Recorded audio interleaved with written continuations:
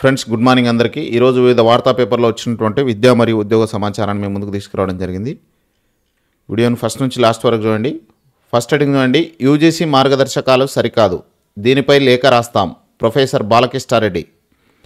రాష్ట్రంలోని వర్సిటీలకు తమ గుప్పిట్లోకి తీసుకునేలా university grants commission రూపొందించిన ముసాయిదా మార్గదర్శకాలను వ్యతిరేకిస్తున్నట్టు ఉన్నత విద్యామండలి చైర్మన్ బాలకృష్ణారెడ్డి తెలిపారు. సోమవారం ఆయన విలేకరులతో మాట్లాడారు. రాష్ట్రాలపై ఆధిపత్యం చెలాయించడం రాజ్యాంగ విరుద్ధమని చెప్పారు. యూజీసీ మార్గదర్శకాలకు వ్యతిరేకిస్తూ లేఖ రాయబోతున్నామని తెలిపారు. యూజీసీ తీరుతో యూనివర్సిటీల స్వయం ప్రతిపత్తి దెబ్బతింటుందన్నారు.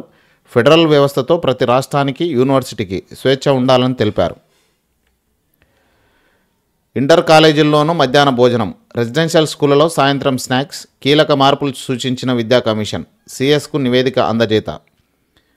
రాష్ట్ర వ్యాప్తంగా ప్రభుత్వ పాఠశాలలో అమలు చేస్తున్న మధ్యాహ్న భోజన పథకంలో పలు కీలక మార్పులు చేయాల్సి ఉందని విద్యా కమిషన్ అభిప్రాయపడింది. ఇటీవల పలు ప్రభుత్వ పాఠశాలలు, రెసిడెన్షియల్ విద్యా సంస్థల్లో వెలుగు చూసిన ఫుడ్ పాయిజన్ ఘటనలను దృష్టిలో ఉంచుకొని రాష్ట్ర వ్యాప్తంగా జిల్లాలోని ప్రభుత్వ పాఠశాలను విద్యా కమిషన్ సందర్శించింది. ఆయా పాఠశాలలో మధ్యాహ్న భోజన పథకం అమలు తీరు, ఆహార నాణ్యత, పారిశుద్ధ్యం, మౌలిక సదుపాయాల కల్పన తదితర అంశాలను కమిషన్ పరిశీలించి ఓ నివేదికను రూపొందించింది. సిఎస్ శాంతికుమారికి కమిషన్ చైర్మన్ ఆకునూరి మురళి సభ్యులు ఈ నివేదికను అందించారు. నివేదికలో ప్రధానంగా మధ్యాహ్న భోజన పథకానికి సంబంధించి మెనూలో చేయాల్సిన మార్పులపై నివేదికలో పలు సూచనలు సూచించారు. వారం బిల్లులను చెల్లించాలి, ఇంటర్ కాలేజీల్లోనూ మధ్యాహ్న భోజన పథకం అమలు చేయాలని, రెసిడెన్షియల్ పాఠశాలల విద్యార్థులకు సాయంత్రం స్నాక్స్ అందించాలని, ప్రభుత్వ పాఠశాలలు, రెసిడెన్షియల్ స్కూల్స్ విద్యార్థులకు అవసరమైన కాస్మోటిక్స్, ఇతరత్ర సామాగ్రిని రాష్ట్ర education welfare and infrastructure development corporation ద్వారా మాత్రమే కొనుగోలు చేయాలని, ఇలా సెంట్రల్ ప్రాసిక్యూట్ విధానం వల్ల విద్యార్థులకు నాణ్యమైన ఉత్పత్తులను అందించవచ్చని ఆ నివేదికలో కమిషన్ పేర్కొంది. ఇక్కడ మధ్యాహ్న భోజనానికి సంబంధించి వారం బిల్లులు చెల్లించాలనే నివేదిక ఇవ్వడం ఇది మంచి విషయం. 4 నెలలైన తొలి జీతం ఇయ్యలే, ఇరిగేషన్ శాఖలో నూతన ఏఈలకు ఆదిలోనే చేదు అనుభవం. ప్రెసిడెన్షియల్ ఆర్డర్కు విరుద్ధంగా పోస్టింగ్ ఇచ్చారంటూ ఆర్థిక శాఖ కొర్రి. 122 మంది వేతనాలు నిలిపివేత. గతంలోని నిబంధనల మేరకే పోస్టింగ్ ఇచ్చామంటున్న నీటిపారుదల శాఖ. మంత్రి ఆదేశాలకు బేఖాతరు. ఇది న్యూస్ పేపర్లు రావడం ఇది రెండోసారో మూడోసారో ఉన్నది.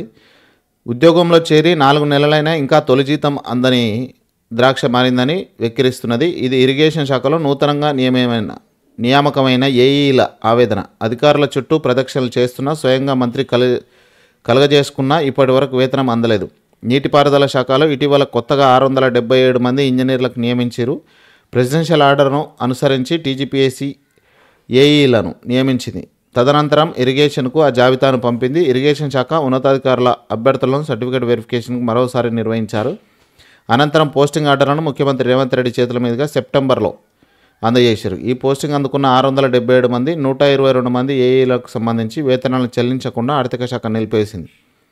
వీరికి 2018 ప్రెసిడెన్షియల్ ఆర్డర్ను విరుద్ధంగా పోస్టింగ్ ఇచ్చారంటూ మెలకపెట్టింది. ఇందులో 122 మందికి మాత్రమే ఇవ్వలేదు. స్థానికత ఆధారంగానే ఉద్యోగుల ఎంపిక, పోస్టింగ్ ఆర్డర్లు ఒకే విధంగా ఉండాలని, కానీ అందుకు భిన్నంగా పోస్టింగ్ ఇచ్చారంటూ అభ్యంతరం తెలిపింది. మల్టీజోన్ 1కు చెందిన దాదాపు 95 మందికి ఏఈలకు, మల్టీజోన్ 2లో మల్టీజోన్కు ఎంపికైన 27 మందిని ఏఈలను మల్టీజోన్ 1లో పోస్టింగ్ ఇచ్చారంటూ వివరించింది. మొత్తంగా 122 మందికి పోస్టింగ్పై వివరణ ఇవ్వాలని ఇరిగేషన్ శాఖకు సూచించింది.